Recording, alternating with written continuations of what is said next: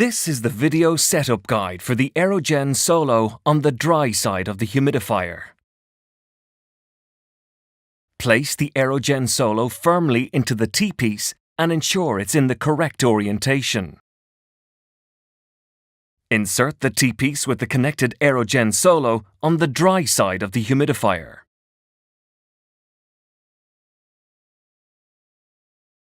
Connect the Aerogen controller, which powers the Aerogen Solo and controls the timing options.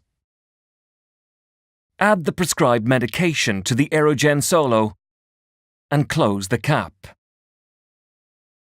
Press the on-off button on the Pro X controller for 1 second to select the 30-minute mode. Press the on-off button on the USB controller for 3 seconds from the off position to select the 6-hour mode. Visually check that aerosol is being produced.